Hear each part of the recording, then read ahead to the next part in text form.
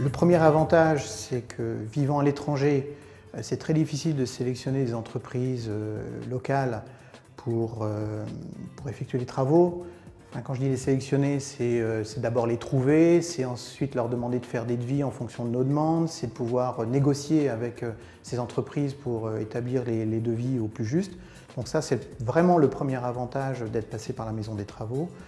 Le deuxième avantage, c'est dans la phase de réalisation des travaux, c'est le fait d'avoir quelqu'un de confiance qui puisse passer de temps en temps, nous faire un petit débrief au téléphone, quelques photos.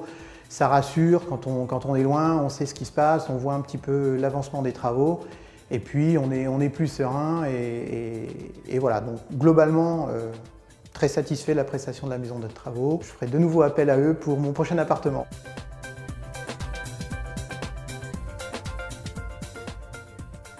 Donc c'est un appartement haussmannien où on a fait une rénovation totale, des murs, des changements de fenêtres, on a refait tous les sols.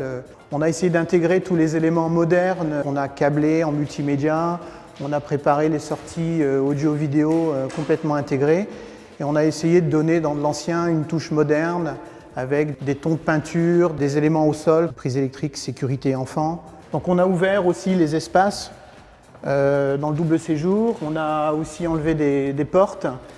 Donc ici on a une cuisine qui était anciennement une salle de bain, donc il a fallu faire un gros travail de plomberie, d'électricité, au niveau des fenêtres aussi, il a fallu redimensionner les fenêtres. On a installé cette verrière parce que comme vous le voyez, il y a un grand couloir et on souhaitait absolument amener de la lumière dans ce couloir qui n'est pas non plus gigantesque mais suffisamment long pour être un peu obscur. Donc cette grande verrière qui va jusqu'au plafond nous amène de la lumière dans le couloir.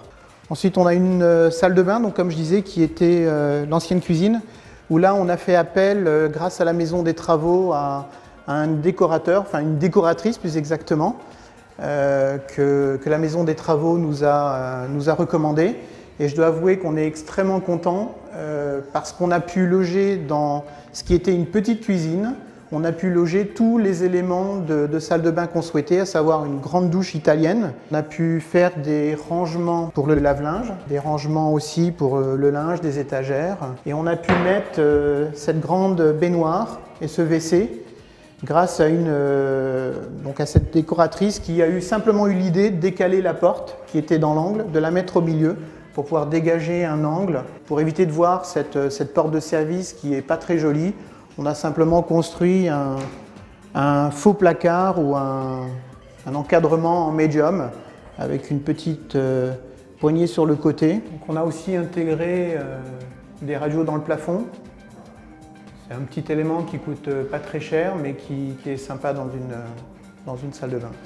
Oui, on voulait simplement mettre une toute petite touche, la seule touche dans l'appartement qui vient du pays où nous habitons, même si c'est un appartement qu'on met en location. Donc il y a une toute petite touche.